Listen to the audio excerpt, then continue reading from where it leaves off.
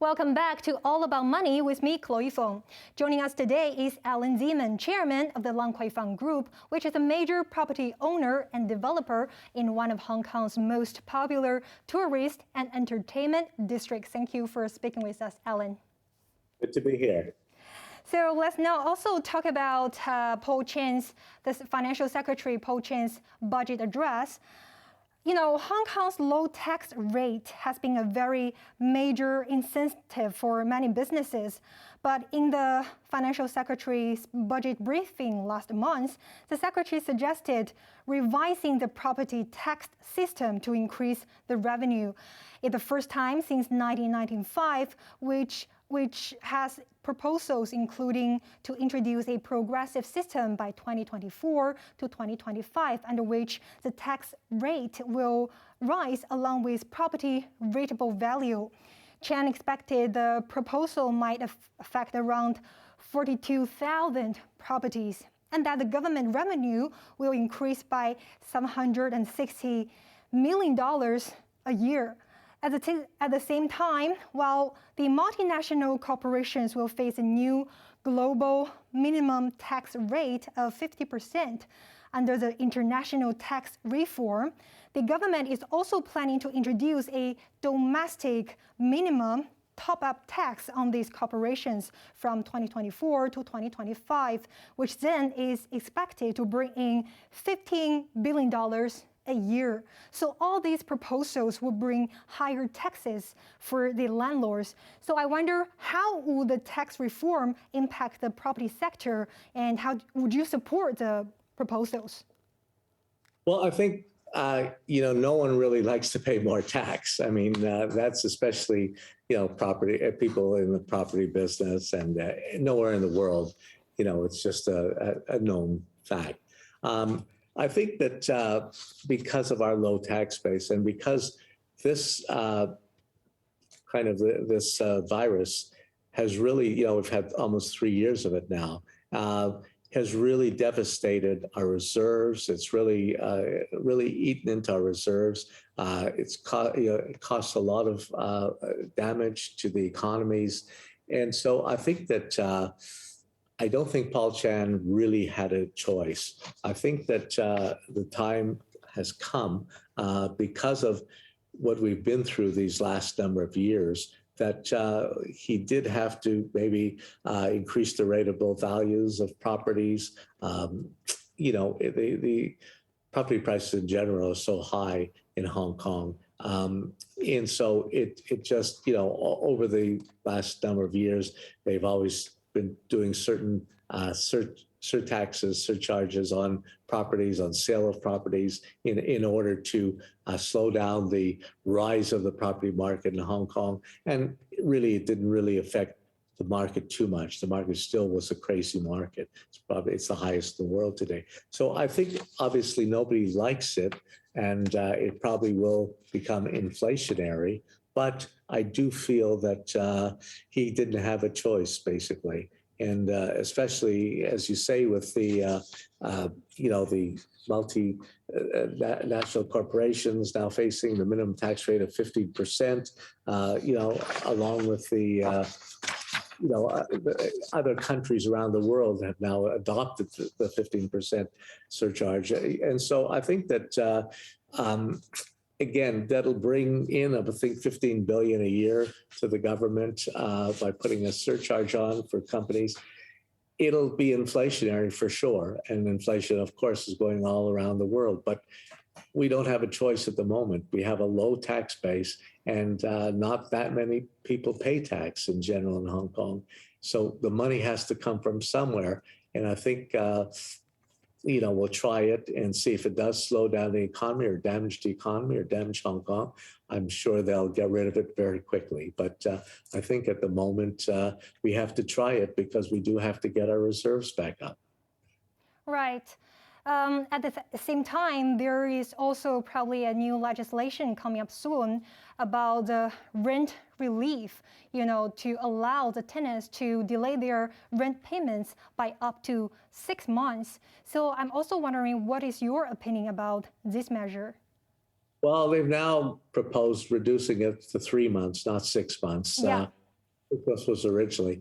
I was against it from day one because I felt, although I do understand the tenants from tenants' point of view, but I just felt you're just accumulating rent for the tenants. They still have to pay it after the 3 months, and it comes to a big sum, and especially with most businesses closed during these times at the moment, there's no income coming in. So when all this is done, it'll be a huge problem. And I believe many tenants might not be able to pay it. And so I think that you'll have many lawsuits, many landlords suing tenants.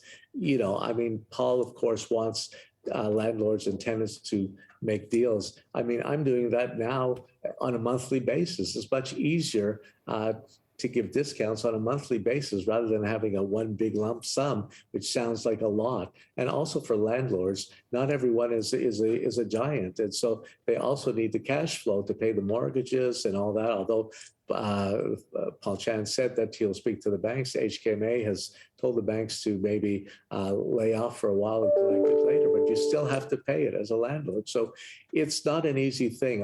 It's not something that I really agree with. And if it does happen, we'll just have to live with it. No problem. But I think it'll cause more problems, more hurt around the market than is due. Right, so it's still very complicated, and after all, the tenants will still face the total amount of money that they need to pay back. And I'm also wondering, actually, there are some voices saying, the property sector has the ability to help, the current difficult time, to give a helping hand. So I wonder, how would you weigh in on these voices? Well, I think that's correct. And I think most landlords now, and we've seen it publicly, are giving discounts and rental discounts. Well, there's no choice. You have to help the tenant, because if you kill the tenant, there's not many new tenants around that are renting space right now. So you try to help them on a month-by-month basis by giving them discounts on the rental. And I think that as well, a lot of property developers have helped with contributing land to build new facilities for isolation premises. And some of the big developers have loaned some of the land to the government, and now some of the facilities are being built on that land. I think that the developers, some have hotels that they've donated hotels to be used as isolation wards for some of the people who have caught the virus. And so I think developers doing everything they possibly can to help the government and help the people of Hong Kong. Right. Now let's also talk about the hard or very difficult balance between economic development and the COVID fight. We know that Hong Kong is known to be an open economy, but now because of the extensive quarantine and measures, it's just very hard for business to operate here. And if we continue this dynamic zero COVID policy, that will mean that the border will probably continue to be closed. We don't know when it will be opened. So if we continue this strategy, I wonder how long will Hong Kong be able to bounce back in terms of its economic development? What is your thought on this? We know that after the World War II, Hong Kong roughly took about 10 years to regain its economic strength. So how long do you think the city can be bounced back? Well, we now call it not dynamic zero, but we now call it dynamic clearing, because it doesn't mean you have to get the numbers down to zero. I do believe China is very nervous about Omicron because if it does get into China, it would be a disaster because it transmits so quickly and so easily, and then it would be a real problem for the world.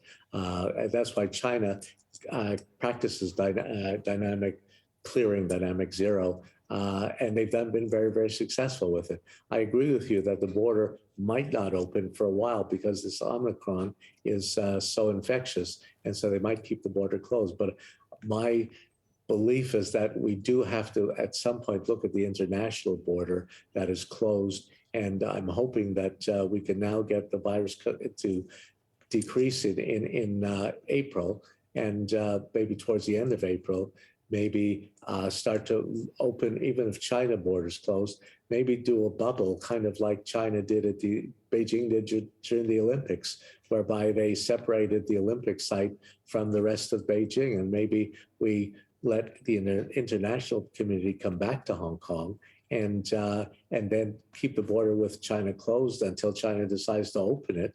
And so you don't have both borders closed, because I think that may have been a mistake from the first, at the beginning. And I think that's really, really important. We have to get, and maybe instead of 14 days quarantine, go down to 7 days quarantine, which would be more acceptable for the moment. I think it's really, really important that we have to get back.